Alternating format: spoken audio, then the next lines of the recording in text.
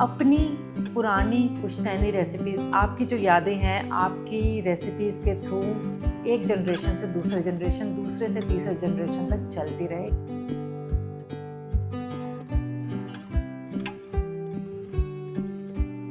आज के इस वीडियो में मैं दिखाने वाली हूँ हमारे घर की करीबन 100 साल पुरानी पुश्तैनी आम के अचार की रेसिपी, जो कि मैंने अपने फादर इन लॉ से सीखी थी, उन्होंने अपनी माँ से सीखी थी और आगे उन्होंने अपनी माँ से सीखी थी। तो उस रेसिपी का मैं आज ईज़ी और सिंपल वर्जन बनाने वाली हूँ, क्योंकि 3 साल पहले मेरे फादर इन लॉ ने सेम पुश्तैनी अचार की रेसिपी डाली थी और उसमें थाउजेंड्स लाइक्स और 20 लैक्स करीब व्यूज़ आए थे और कमेंट्स भी हज़ारों में थे। और उनमें से बहुत सारे कमेंट्स ऐसे थे कि हम ये अचार ख़रीदना चाहते हैं आपसे, बहुत अच्छा बना है, आप सेल करते हैं कि नहीं करते, हमारे पास वक्त नहीं है ये ऐसा अचार बनाने का। तो उन लोगों के लिए मैंने आज वो वाला वर्जन निकाला है जो आपको वही टेस्ट देगा जो मेरे फादर इन लॉ ने बनाया था। लेकिन फिर भी मैं कहूँगी कि आप वो वाली रेसिपी ज़रूर देखिएगा, ऑथेंटिक, क्योंकि वो एकदम अलग लेवल पे बनती है। और आज ही के दिन मैं ये आम के अचार का वीडियो क्यों रिलीज़ कर रही हूँ, उसका बहुत बड़ा कारण है कि मेरे फादर इन लॉ जो है हमारे बीच में नहीं है। उस वीडियो के बाद करीब 3 महीने बाद वो चले गए थे हमें छोड़ कर के।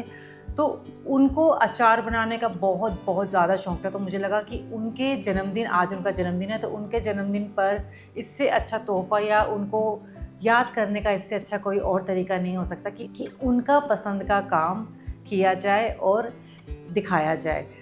लेकिन आज की रेसिपी दिखाने से पहले मेरी एक छोटी सी रिक्वेस्ट है कि आप मेरी एक बात ज़रूर सुनिएगा।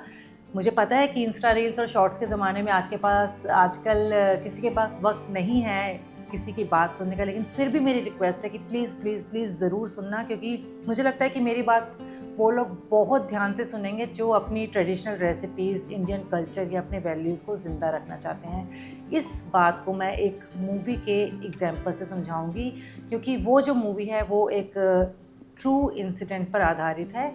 ठीक है, कोई फिक्शनल मूवी नहीं है। अभी 2 दिन पहले मैं एक मूवी देख रही थी इंग्लिश, जिसका कि नाम है था नोनास, यानी कि इटली में ग्रैंड मदर और या दादी को जो है नोनास कहा जाता है। तो मूवी स्टार्ट होती है कि 10-12 साल का बच्चा है जो अपनी माँ को और दादी को किचन में खाना बनाते हुए देखते हैं। उनकी माँ और दादी भी बहुत इंजॉय कर रहे हैं खाना बनाते हुए, और वो बच्चा जो है बहुत ज़्यादा पैशनेट है खाने के बारे में। तो उसकी दादी जब मार्केट जाती है, माँ जब मार्केट जाती है, तो साथ लेकर जाती है कि सब्जियों को कैसे टच करना है, कैसे टेस्ट करना है ना, ये सब मतलब जो बारीकियाँ होती है अब समझाते हैं। वो पैशनेट भी होता है, तो उसको अच्छा लगता है ये सब सीखना और देखना। तो जब वो बड़ा होता है तो उसके दादी की डेथ हो जाती है, फिर कुछ टाइम बाद उसकी माँ की भी डेथ हो जाती है। तो जब वो एक सीन होता है, जब वो अपनी माँ के फ्यूनरल से वापस आता है, तो घर में एकदम सन्नाटा होता है, शांति होती है, और वो बैठ कर के आराम से टेबल पर जो है खाना खा रहा होता है, पर वो अपनी माँ को मिस कर रहा होता है और कोशिश कर रहा होता है कि कैसे मैं इस दुख से बाहर आऊँ। इन चीज़ों के बीच में उसकी जो मदर होती है, उनकी फ्रेंड, उसके बेटे को कुछ लेटर्स देती है कि ये आपकी माँ की तरफ से है। लेकिन वो जो बेटा होता है उसमें हिम्मत नहीं होती है कि वो ऐसे दुख के टाइम में उन लेटर्स को पढ़े और देखे, तो वो उनको एक साइड में रख देता है। इसी बीच जब वो दुख से बाहर निकल रहा होता है, तो उसको आइडिया आता है कि क्यों ना मैं एक ऐसा रेस्टोरेंट खोलूँ जिसके अंदर जो शेफ़्स हैं वो दादी या नानी होंगी, और वो अपनी ट्रेडिशनल रेसिपीज़ उस रेस्टोरेंट में बनाएंगी। और जो लोग अपनी दादी, नानी या माँ के हाथ के खाने को मिस कर रहे हैं अपने घर से दूर, या जो अकेले रह रहे हैं, उनको इस रेस्टोरेंट में जो है घर फैमिली जैसा प्यार, माहौल और दादी नानी के हाथ की ट्रेडिशनल रेसिपीज़ खाने को मिलेगी। तो वो एक ऐड रन करता है न्यूज़पेपर में कि भी जो भी दादी या नानी इंटरेस्टेड है अपनी ट्रेडिशनल रेसिपीज़ बनाने में, वो आकर के हमारे रेस्टोरेंट में बना सकते हैं। तो ऐसे करके बहुत सारी दादी नानी उस रेस्टोरेंट के अंदर आती है। कोई जापान से है, कोई टर्की से है, कोई अर्जेंटीना से, तो अलग अलग कंट्रीज़ के जो लेडीज़ हैं वो आकर के अपनी ट्रेडिशनल रेसिपीज़, पुश्तैनी रेसिपीज़ जो हैं बनाती हैं और लोगों को खिलाती हैं। और ये कॉन्सेप्ट बहुत ज़्यादा पसंद किया जाता है और वो रेस्टोरेंट खूब चलने लगता है। और आज भी वो रेस्टोरेंट है न्यूयॉर्क सिटी में, यूएस में, जिसका कि नाम है एनोटेका मारिया। ठीक है, तो इस बीच जब वो थोड़ा सा निकल जाता है इस दुख से, तो वो लेटर्स खोल के देखता है जिसके अंदर कि उसकी माँ ने उसको दिए होते हैं अपनी फ्रेंड के थ्रू। तो क्या देखता है कि लेटर्स खोलते ही उसके सामने वो वाली रेसिपी आती है जिसको वो कई दिनों से अपनी माँ के और दादी के जाने के बाद ट्राई कर रहा है बनाने के लिए, पोमोदोरो सॉस शायद वो रेसिपी थी, क्योंकि वो इडली का बनता था। तो उस ग्रेवी का नाम था संडे ग्रेवी, जो कि रेड कलर की थी। तो मुझे लगता है कि वो रेड जो सॉस हम बनाते हैं ना, वो उसकी रेसिपी थी। तो उस मूवी के एक डायलॉग में वो बोलता है कि मैंने अपनी माँ की, दादी की वो रेसिपी इतनी बारी ट्राई करी है, लेकिन उसके अंदर जो थोड़ा सा खट्टे के साथ मीठापन आता है, वो मैंने चीनी डाली, जैगरी डाली, पाम शुगर डाली, लेकिन वो जो मिठास है ना, वो नहीं आ पा रही है जो मेरी माँ या दादी करते थे। तो उसके सामने जब वो संडे ग्रेवी की रेसिपी आती है, तो वो देख करके हैरान हो जाता है कि मेरी माँ ने वो सारी रेसिपीज़ डॉक्यूमेंट करके रखी हुई है जो मैं पसंद करता था और जो हमारी पुश्तैनी रेसिपीज़ है। तो इस तरीके से उसको संडे ग्रेवी जो वो मिस कर रहा था, उसकी रेसिपी मिलती है। तो कहने का मतलब ये है, सार ये है कि ऐसा तो नहीं है कि आप अपने बड़े बुज़ुर्गों के जाने के बाद उनको मिस तो खैर कर ही रहे हैं, उसमें कोई दो राय नहीं है, लेकिन उनके हाथ के खाने को और उसका जो स्वाद है वो लाने की कोशिश कर रहे हैं, लेकिन वो ला ही नहीं पा रहे हैं, क्योंकि हमने उस टाइम में उनसे वो सीखा नहीं। उन्होंने शायद वो रेसिपीज़ डॉक्यूमेंट नहीं करी, क्योंकि हर कोई इतना लकी नहीं होता है कि माँ और दादी की जो रेसिपीज़ हैं उनको किसी लेटर के थ्रू मिल जाए। तो कहने का मतलब ये है कि आप आसान वाली रेसिपी ज़रूर देखिए, बनाइए जिनके पास वक्त नहीं है, लेकिन जो ऑथेंटिक रेसिपीज़ है ना आपकी खुद की, जो मैंने दिखाई है, मेरे फादर इन लॉ ने दिखाई है, अपनी पुरानी पुश्तैनी रेसिपीज़ को बचा के रखें, संभाल के रखें और अपने आने वाली जनरेशन को दें, ताकि आपकी रेसिपीज़ जो है, आपकी जो यादें हैं, आपकी रेसिपीज़ के थ्रू एक जनरेशन से दूसरे जनरेशन, दूसरे से तीसरे जनरेशन तक चलती रहे। इन यादों को इसके ज़रिए ज़िंदा रखें। तो ये मेरा कहने का मतलब था। उम्मीद करती हूँ कि आप मेरी बात को समझेंगे और अपनी ऑथेंटिक रेसिपीज़ को कभी भी मरने नहीं देंगे। तो चलिए स्टार्ट करते हैं आसान वाली पुश्तैनी रेसिपी, जिनके पास वक्त बिल्कुल भी नहीं है।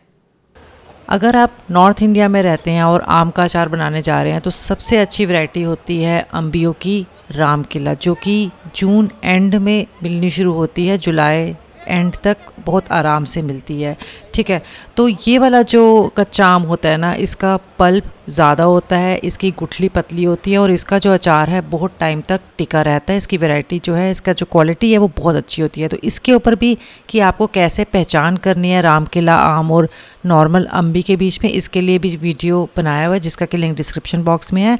तो यहाँ पे मैंने 10 किलो अम्बियाँ मार्केट से ले ली थी। ठीक है, अगर तो आप कम क्वांटिटी में बना रहे हैं, जैसे 1 किलो 2 किलो ले रहे हैं, तो आप अम्बियों को घर पे ला करके जो है धो करके सुखा करके फिर काटिए। लेकिन मैं 10 किलो ले रही हूँ, जो कि घर में काटना आसान नहीं है, इसलिए मैंने मार्केट से कटवाई है। और घर में ले जाने के बाद सबसे पहले इसके अंदर जो गुठली दिख रही है ना, इसको निकालना ज़रूरी है। इसको हम लोग पहले क्लीन करेंगे, फिर इसको खुले पानी में 2 से 3 बारी अच्छे से धोएंगे। धोने के बाद हम इसको छानी में रखेंगे ताकि एक्स्ट्रा पानी निकल जाए। और फिर इसको मैंने डाइनिंग टेबल के ऊपर मोटी चादर बिछा करके पंखे के नीचे रात भर सूखने दिया था। अगर तो आपके घर में धूप है तो आप धूप लगा लीजिए, पर यहाँ पे बारिश का मौसम था इसलिए मैंने पंखे पे सुखाया। अगले दिन धूप थी थोड़ी बहुत, तो मैंने इसको चादर बिछा करके वहाँ पे सुखा दिया। लेकिन जब धूप आप दिखाएंगे ना, तो आपको ध्यान रखना है कि कड़ी धूप में बहुत घंटों तक आपको अम्बियों को नहीं रखना है। ऐसा करने से अम्बियाँ जो है श्रिंक हो जाएंगी, सिकुड़ जाएंगी, तो वो अच्छी नहीं लगेगी बनने के बाद। इसीलिए धूप छाँव में सुखाएं। अगर बहुत कड़ी धूप में सुखा रहे हैं तो कुछ घंटे के लिए, 1 से 1.5 घंटे के लिए काफ़ी है, क्योंकि गर्मी इतनी है कि आप धूप छाँव में भी सुखाएंगे ना, तो गर्म ज़मीन की वजह से वो फटाफट से सूख जाएंगी। तो इस बात का आपको ख़ास ध्यान रखना है।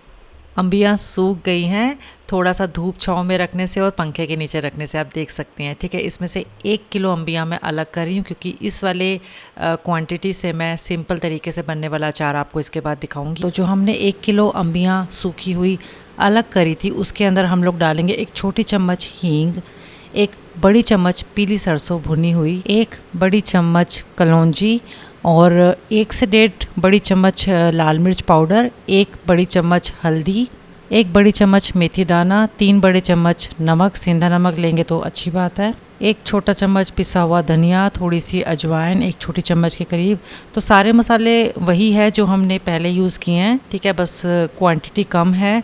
और इसके बाद हम लोग इसको मिक्स कर लेंगे। अच्छे से रब करने के बाद हम इसके अंदर सरसों का तेल डालेंगे, थोड़ा सा, इतना सरसों का तेल डालना है कि मसाला बंध सके, बहुत ज़्यादा नहीं डालेंगे। अगर ज़्यादा डाल देंगे तो मसाला जो है बैठ जाएगा और अम्बियों में चिपकेगा नहीं। पर्पस है अभी हमारा कि अम्बी और मसाले को अच्छे से जोड़ना है। अब आप सवाल करेंगे कि सरसों का तेल तो जला करके ठंडा करके डाला जाता है, तो बिल्कुल सही, आप वैसे भी डाल सकते हैं, पर हम कई सालों से जो है कच्चा तेल ही डालते आए हैं क्योंकि पर्सनली हमें इसका फ्लेवर पसंद है। तो ये पर्सनल चॉइस है, अगर आप गर्म करके ठंडा करके डालना चाहते हैं तो भी कोई प्रॉब्लम नहीं है। इसमें सौंफ भी जानिए, जो कि मैं बताना भूल गई जल्दी में। तो 6 से 7 बड़े चम्मच हम लोग सौंफ लेंगे। जैसा कि मैंने बताया कि सौंफ मैं ज़्यादा लेती हूँ, वही भुनी हुई दरदरी पीसी हुई डालेंगे।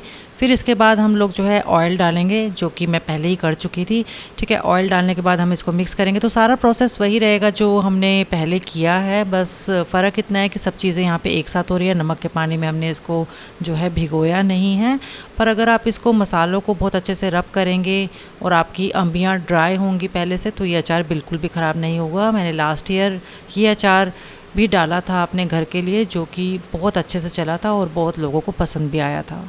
अब अगर आपके घर में धूप आती है तो इसको 1 से 2 दिन धूप लगा लीजिए, ठीक है, और बीच बीच में मिलाते रहिए। और मान लीजिए धूप आती ही नहीं है, बारिश का मौसम बना हुआ है, तो कोई प्रॉब्लम नहीं है, आप इस अचार को अपने किसी जार में डालिए, उसको अच्छे से बंद कीजिए क्योंकि अब इसके अंदर मॉइस्चर नहीं जाना चाहिए, और बस बीच बीच में हिलाते रहिए। और 1 से 2 दिन के बाद जो है इसके अंदर और तेल डाल करके इसको जो है आप स्टोर कर सकते हैं और ये खाने लायक हो जाएगा।